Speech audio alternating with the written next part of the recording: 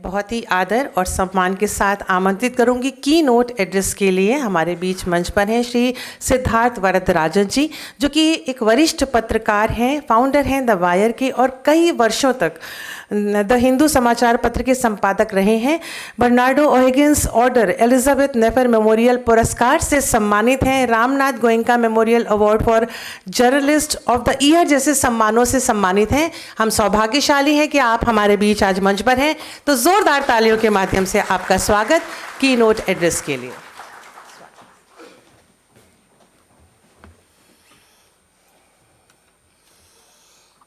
दोस्तों, सबसे पहले आनंदवर्धन जी को मैं तहे दिल से शुक्रिया देना चाहता हूं कि आपने मुझे यहाँ पे बुलाया।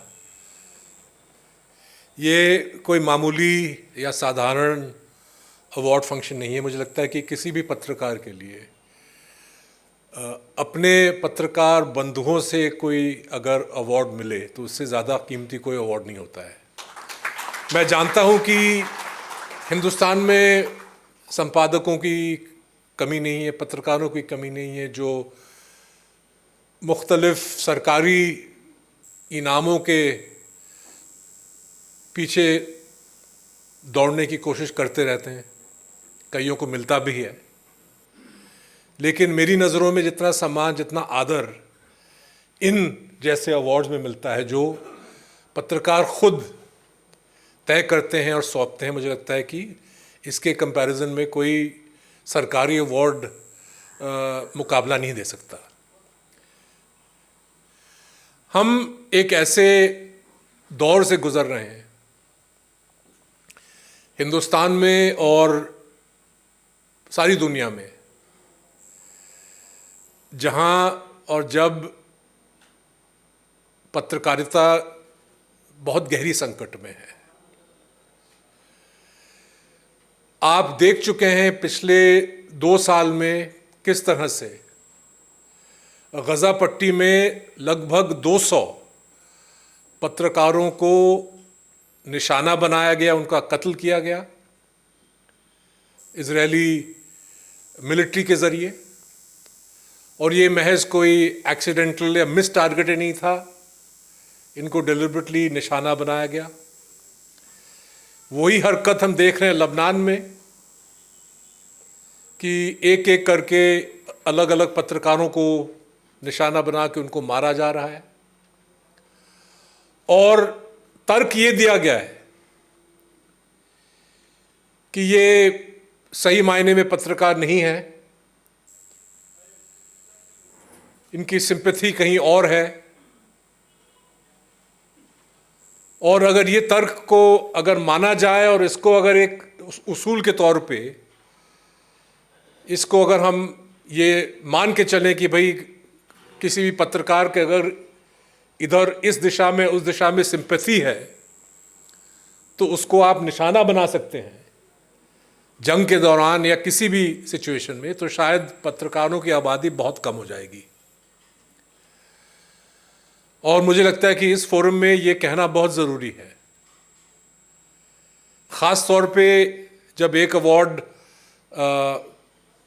दानिश सिद्दीकी के नाम पे दिया जा रहा है, कि जंग के दौरान पत्रकारों को निशाना बनाना एक वॉर क्राइम है। और जिस तरह से लगातार पत्रकारों को निशाना बनाया जा रहा है और इस पे यूनाइटेड नेशंस चुप है,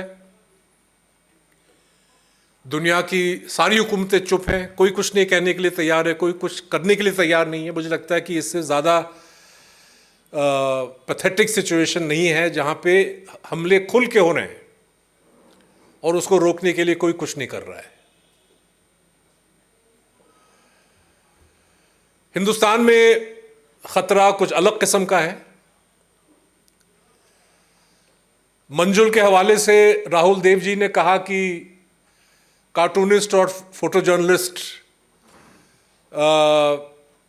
एक ऐसा पेशा हो गया है कि एक तरह से बड़ा मीडिया इसको नज़रअंदाज कर रहा है, इसको इग्नोर कर रहा है। लेकिन कार्टूनिस्ट तो अब एक तरह से राष्ट्रीय असुरक्षा का एक एलिगेशन भी बन चुका है। आपको याद होगा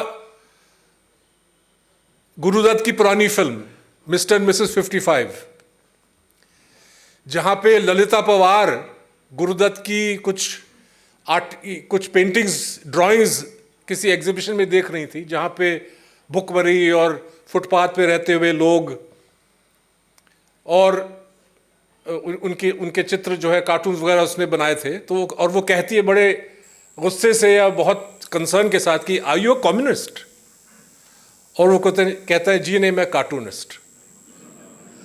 तो कार्टूनिस्ट जो है आज की हुकूमत की नज़र में बहुत ज़्यादा खतरनाक कैटेगरी हो चुका है। और आज क्योंकि हम बात कर रहे हैं डिजिटल जर्नलिज्म, चुनौतियों के बारे में और करेज के बारे में,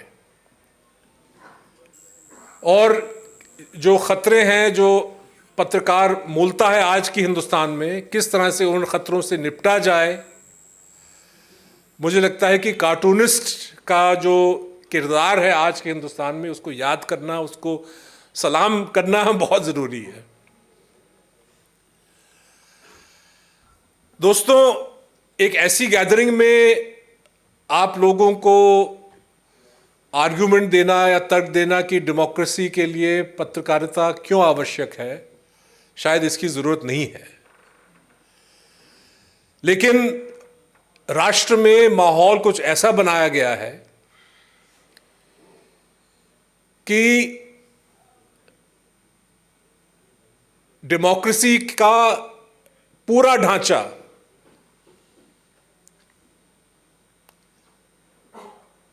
कंटिन्यूस तरीके से उसको कमजोर किया जा रहा है।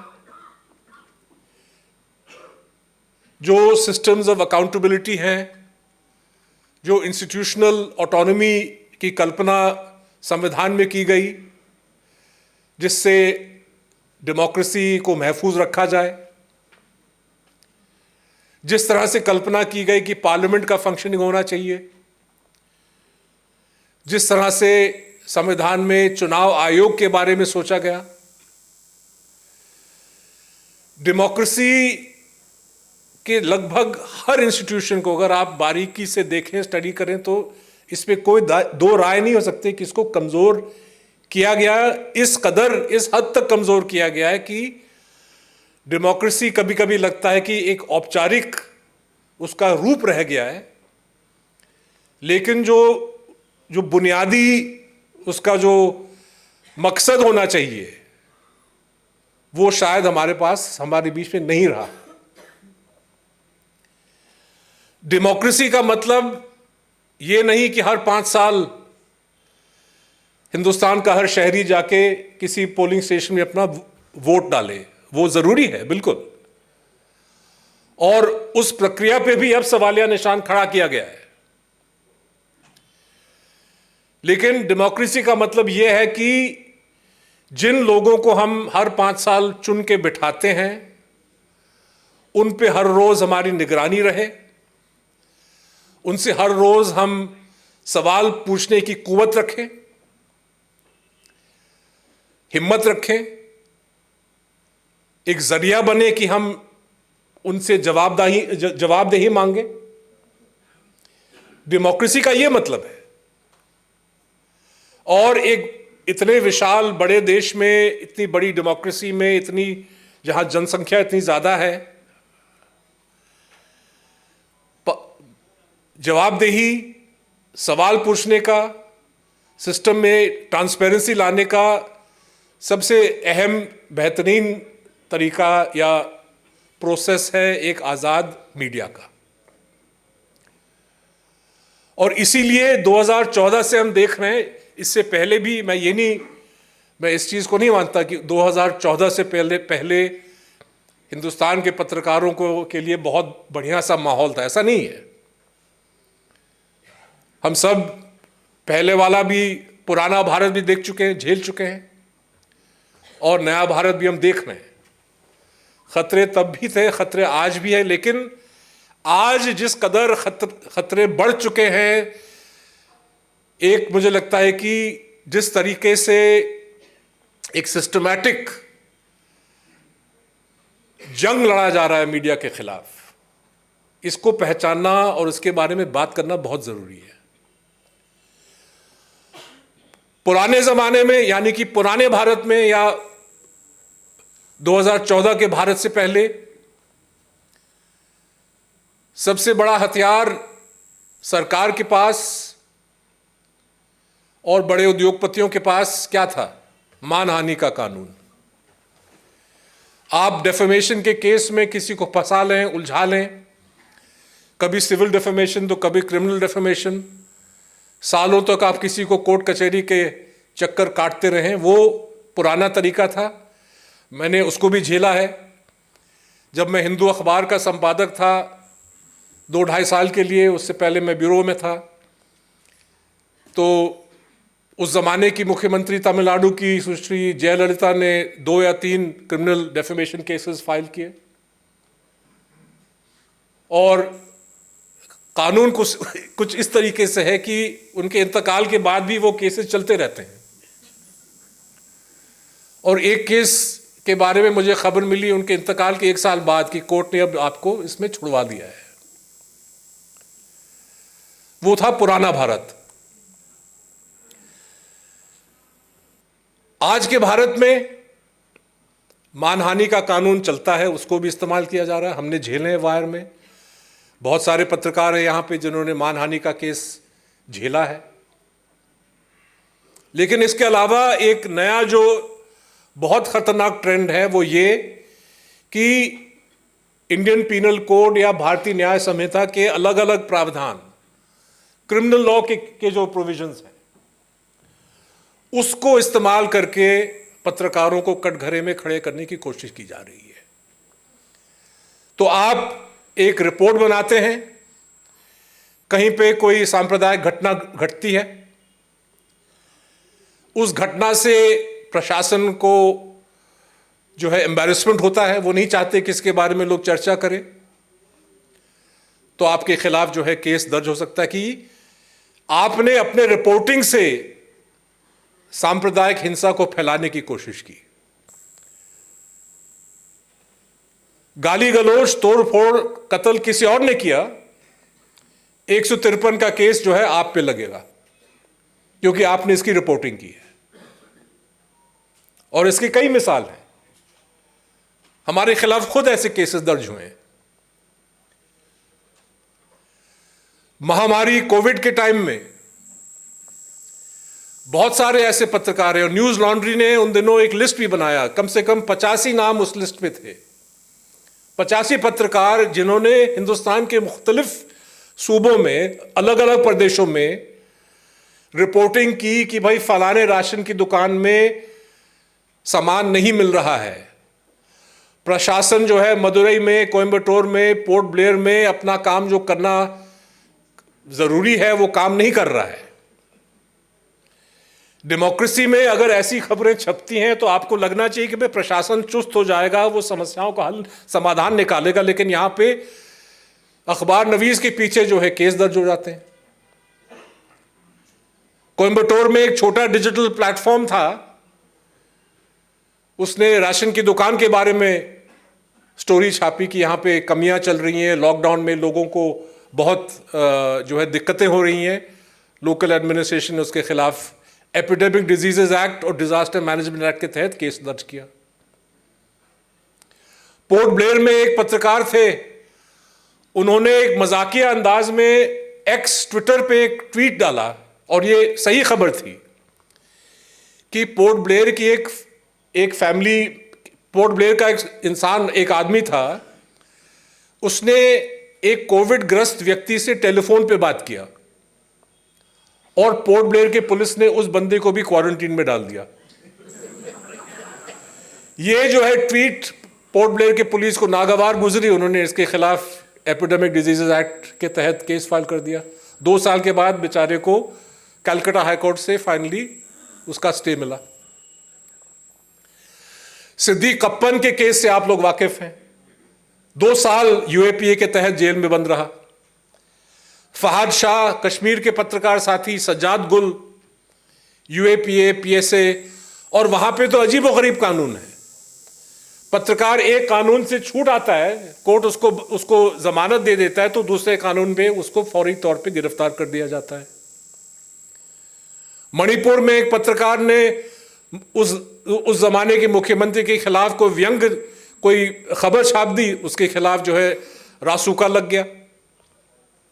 तो ये जो ट्रेंड है, जब हम कहते हैं कि अघोषित आपातकालीन का दौर चल रहा है, इंदिरा गांधी का जो है डिक्लेयर्ड इमरजेंसी, सही गलत जो भी है, ऑफ कोर्स गलत था, लेकिन उस प्रधानमंत्री में कम से कम ये बहादुरी तो थी कि उसने कबूल किया कि भाई मैं इमरजेंसी लागू करा रही हूं,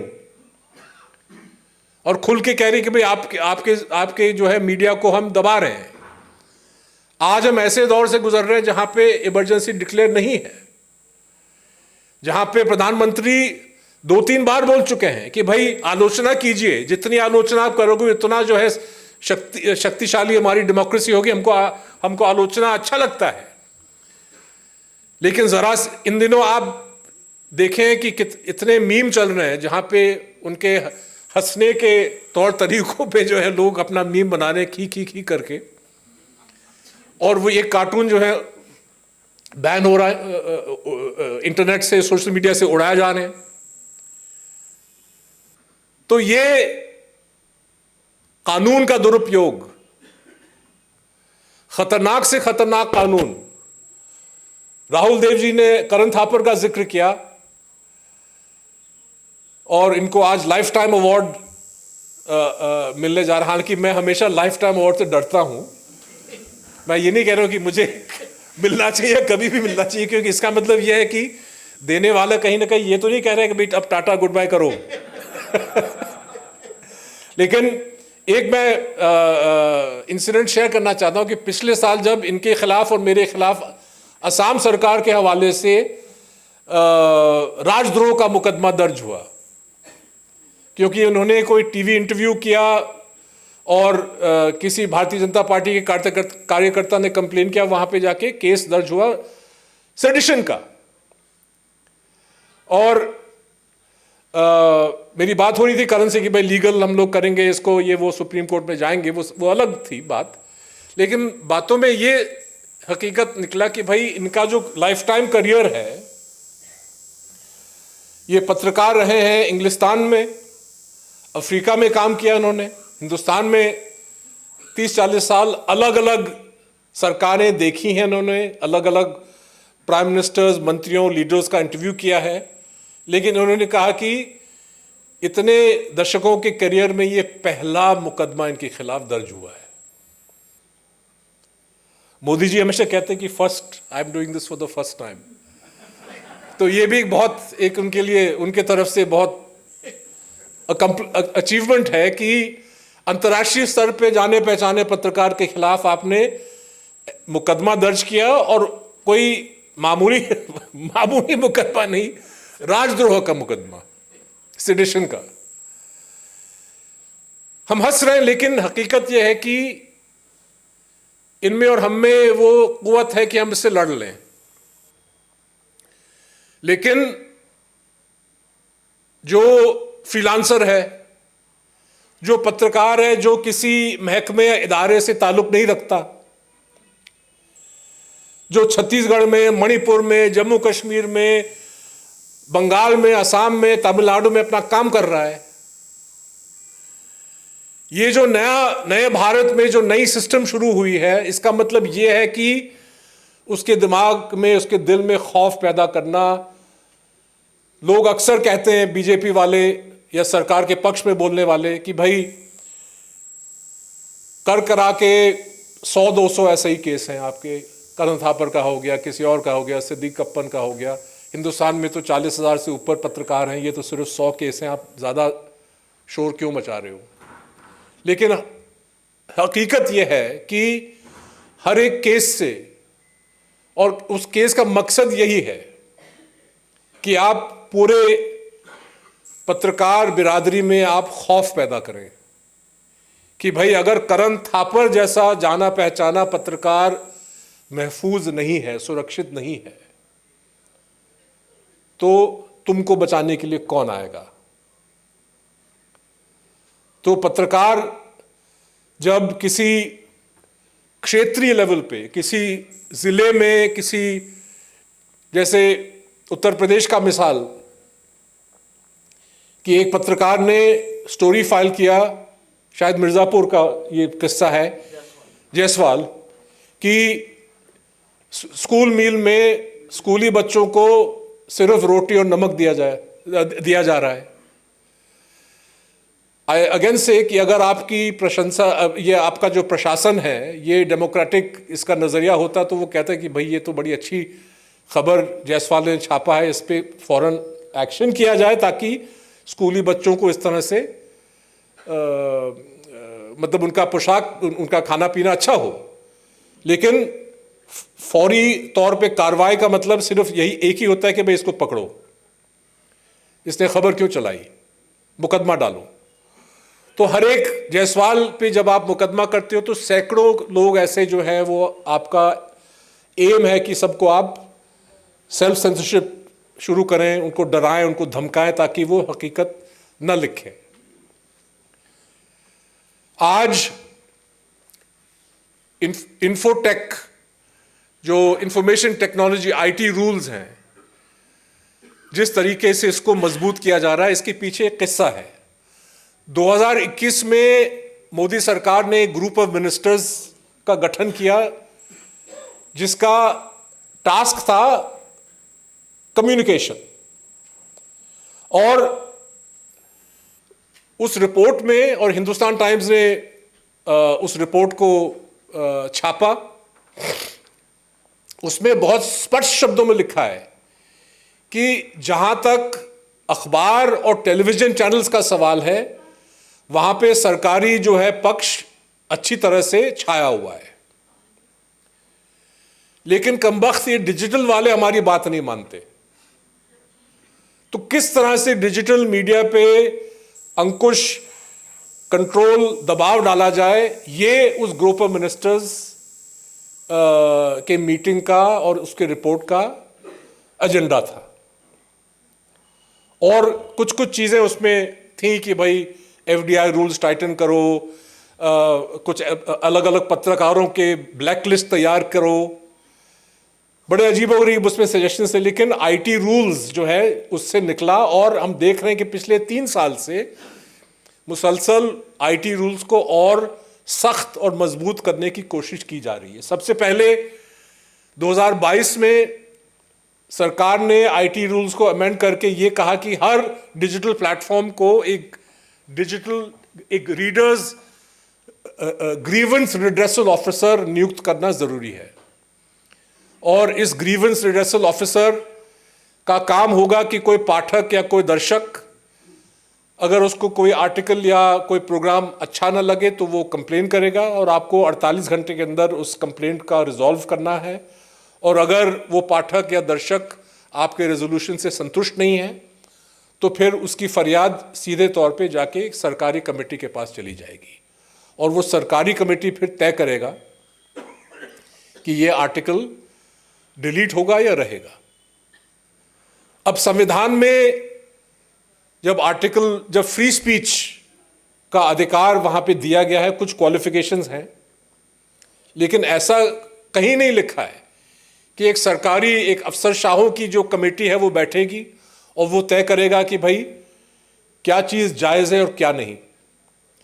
जब उस प्रावधान पे कुछ जो मीडिया संगठन है, हम लोग कोर्ट गए, उस पे स्टे ऑर्डर हमने लगा लिया, तो फिर सरकार ने एक फैक्ट चेकिंग यूनिट का गठन किया और एक फैक्ट चेकिंग प्रक्रिया का सिस्टम शुरू किया, जिससे सरकार ने अपने आप को ये पावर दे दिया कि भाई कोई भी खबर अगर हिंदुस्तान में छप रही हो, इसको सही या गलत ठहराना ये सरकारी विभाग तय करेगा। इस पे भी जो है स्टे लग गया।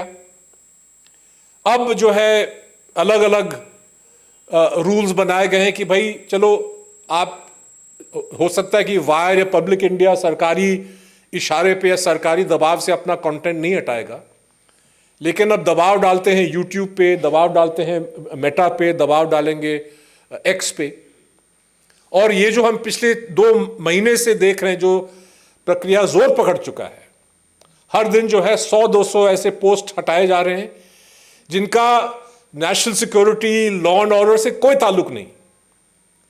सिर्फ और सिर्फ ये कंटेंट है जो, to be very blunt about it, Narendra Modi का मजाक उड़ा रहे हैं भाई। और ये ऐसा मुल्क है जहां शायद लोगों को याद भी होगा, जवाहरलाल नेहरू ने कहा कि भाई मजाक उड़ाओ, लोगों ने मजाक भी उड़ाया, उनके खिलाफ काफ़ी व्यंग्य छिपा कार्टून छपते थे। आज तक हमने नहीं सुना कि किसी कार्टूनिस्ट को या उसके खिलाफ कोई ऐसा केस दर्ज हुआ, लेकिन कंटेंट जो है हटाया जा रहा है। द वायर के कार्टूनिस्ट ने जनरल नरावणे की किताब पे एक कार्टून पब्लिश किया। अच्छा, ये किताब बैन नहीं है, सरकार कहना चाहती कि किताब बैन हो चुकी है, बैन नहीं हुई किताब। और इसको लेके जो है उन्होंने एक कार्टून, हमने कार्टून चलाया, वो कार्टून जो है गायब हो गया। सरकार ने आदेश दिया इंस्टाग्राम को, इंस्टाग्राम ने हटा दिया, क्योंकि अब कानून के तहत 3 घंटे के अंदर अगर सरकारी आदेश कहीं पे चला जाता है तो जो सोशल मीडिया इंटरमीडियरीज हैं वो they are obligated to delete that content. और सिचुएशन ये हो गया है कि अब ये पावर जो है आउटसोर्स कर दिया गया है। पहले तो सिर्फ आईटी मिनिस्ट्री या आईएनबी मिनिस्ट्री करता था, अब लगभग हर सरकारी विभाग को ये पावर दे दिया गया कि जो भी कंटेंट आप हटाना चाहते हो, उल्टा सीधा कुछ भी आप कह लो, आप बस आपने सिर्फ एक नोटिस देना है ट्विटर को या मेटा को और वो इस कंटेंट को हटा देंगे। तो आप समझ सकते हैं कि किस तरह से ये डेमोक्रेसी पे और डिजिटल मीडिया पे हमला है ये, और किस तरह से लोगों के जो आम मतलब जो सिटीजन का जो राइट टू इंफॉर्मेशन है, ये इस पे सीधे तौर पे हमला है। अब सवाल ये उठता है कि इसके खिलाफ हम लोग करें क्या। और मैं आखिरी 2-3 मिनट में कुछ आइडियाज देना चाहूंगा। लीगल चैलेंज की एक अपनी अहमियत है, उसकी अपनी जगह है, लेकिन सवाल उठता है कि जज साहबों का, जो जज साहब हैं, जो अलग अलग बेंचेस बैठते हैं, अलग अलग कोर्ट्स हैं, क्या वो इन इश्यूज को सुनने के लिए तैयार होंगे? क्या इस पे फैसला सुनाने के लिए तैयार होंगे? अभी तक तो ब्रॉडली स्पीकिंग अगर हम देखें पिछले 10-15 साल का जो रिकॉर्ड है, जहां पर्सनल लिबर्टी का सवाल है, पत्रकार जो कोर्ट गया है सिद्दीक कप्पन के केस को छोड़ के, और ये बहुत ही दुखद केस है कि 2 साल तक वो सड़ता रहा एक जाली फजूल केस में। लेकिन हम देख रहे हैं कि जो पत्रकार, जिन पत्रकारों के खिलाफ एक फर्जी केस दर्ज हो जाता है, बाय एंड लार्ज हमारे कोर्ट्स गिरफ्तारी से तो कम उसको रोक देते हैं। लेकिन ये जैसे हमने कहा कि कश्मीर में लागू नहीं है, सिद्दीक कापन पे लागू नहीं था, और ना ही प्रवीण पुरकायस्थ पे जो 6 महीने तक जेल में रहा। लेकिन आमतौर पे लिबर्टी के मामले में कोर्ट्स का रिकॉर्ड ठीक ठाक है। लेकिन जहां सेंसरशिप का सवाल है, वहां पे सरकारी दबाव, सरकारी तर्क को काउंटर करने में इतना जो है वो ट्रैक रिकॉर्ड इतना मजबूत नहीं है। तो हमने इस पे सोचा कि भाई हमारा कंटेंट हटा है, कोर्ट जाना चाहिए, जाएंगे, कोर्ट जाएंगे वैसे, क्योंकि इस चीज़ को हम विदाउट चैलेंज छोड़ नहीं सकते। लेकिन लड़ने के और भी तरीके हैं। अगर सरकार ने एक कार्टून हटा दिया तो हम 100 कार्टून बनाएंगे। अगर सरकार ने एक एवेन्यू पे ब्लॉक लगाया है तो हम कुछ और रास्ते खोल देंगे। तो मुझे लगता है कि कंटेंट को हम और अच्छी क्वालिटी, अच्छी क्वांटिटी में हम इससे, क्योंकि डिजिटल एक ऐसी चीज है जिस पे रोक लगाना भी इतना आसान नहीं है। एक वीडियो था इंस्टाग्राम पे जहां पे एक बंदा, उसका नाम मैं भूल रहा हूं, मोदी साहब का मजाक, पप्पी जप्पी और की वाला जो है उस पर मजाक उड़ा रहा था। तो वो खूब वायरल हुआ, और शायद जब सरकार ने उस पर बैन लगाया तो इंस्टाग्राम में कम से कम 12 या 13 मिलियन उसके व्यूज हो चुके थे। सरकार ने बैन लगाया, उसके अगले दिन ध्रुव राठी ने उसी को लेके एक वीडियो बनाया। पहले 30 सेकंड में उसकी अपनी टिप्पणी और बाकी जो है 1.5 मिनट वो डिलीटेड वीडियो को चला दिया, और 48 घंटे के अंदर ओरिजिनल वीडियो से 2 गुना ज्यादा उसके व्यूज हो गए। तो जिस गधे ने उस पहले वीडियो पे बैन लगाया वो तो सोच रहा होगा ना कि भाई मैंने ये क्या कर दिया। जितने लोगों ने पहले देखा उसके डबल लोगों ने देख लिया, और लोग डाउनलोड करके, क्योंकि कह रहे कि भाई राठी का भी वीडियो हटेगा तो फौरन डाउनलोड करके व्हाट्सएप में अपने ग्रुप्स में डाल दो। तो मुझे लगता है कि लड़ने के लिए हाँ कोर्ट जाना जरूरी है, उसमें स्ट्रैटेजी आप बना लें, लेकिन मुझे लगता है कि एकदम निडर रहना,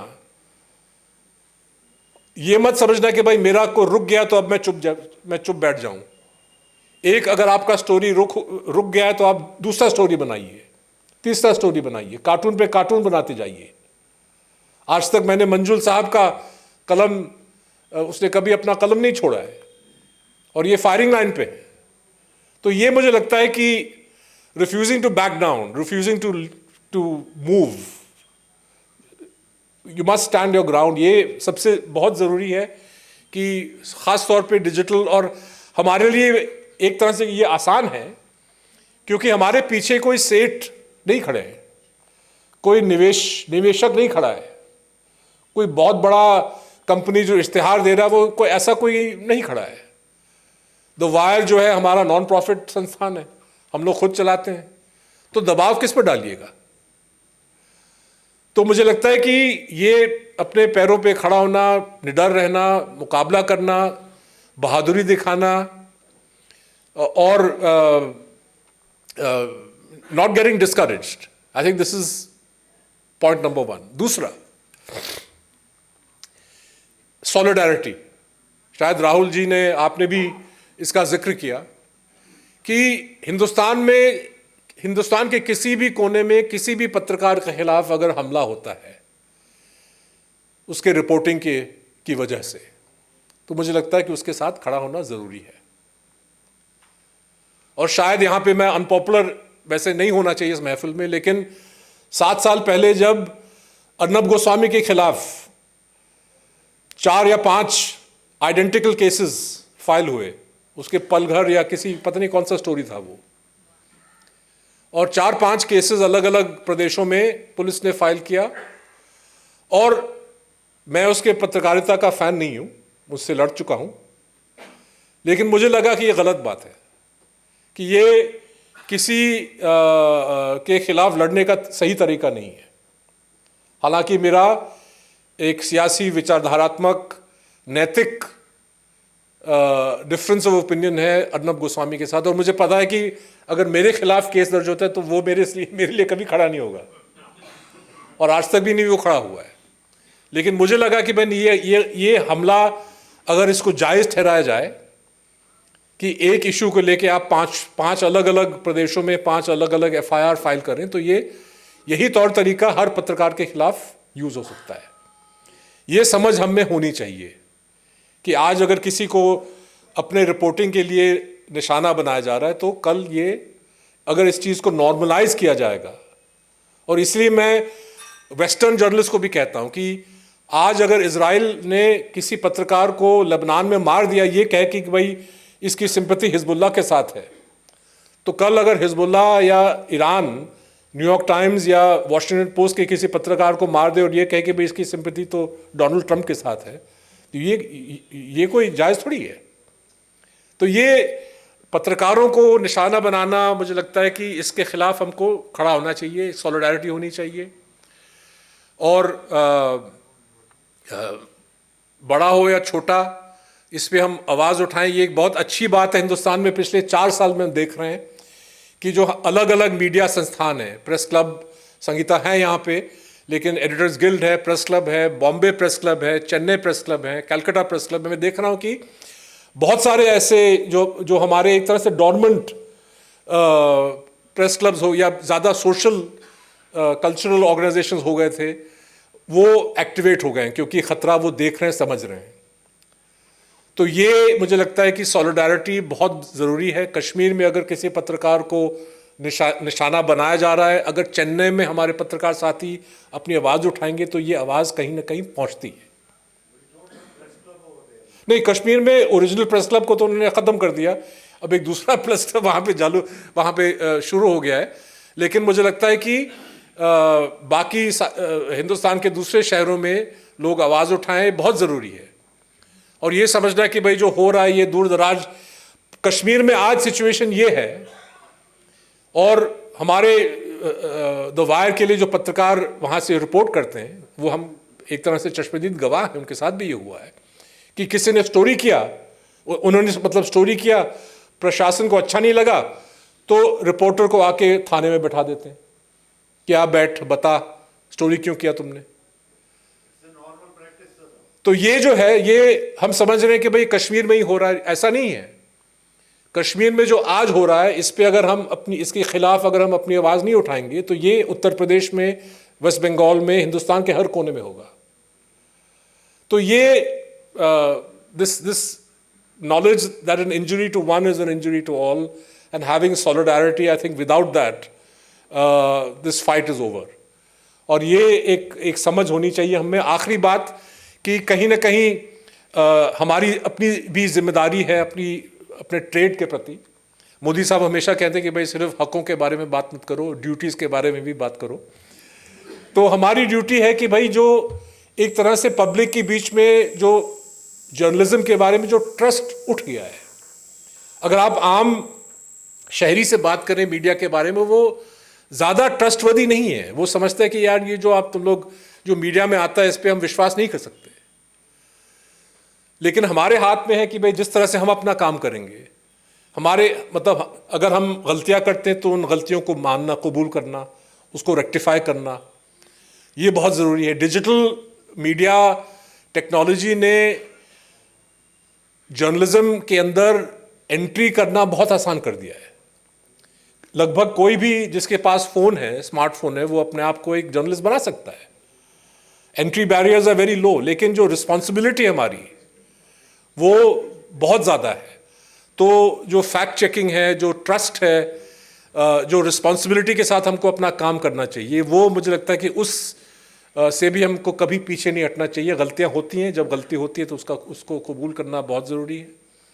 और इसी तरीके से अगर हम अपना काम एक पारदर्शिता के साथ, एक अकाउंटेबिलिटी के साथ अगर हम पाठकों और दर्शकों के सामने अगर हम लाएंगे तो मुझे लगता है कि आज और कल और आने वाले दिनों में जो हमले होंगे, क्योंकि जिस तरह से डेमोक्रेसी के लिए मीडिया ज़रूरी होता है, तानाशाही के लिए मीडिया को ख़त्म करना भी ज़रूरी होता है, तो उस लड़ाई में लोग हमारा फिर साथ देंगे। बहुत बहुत शुक्रिया।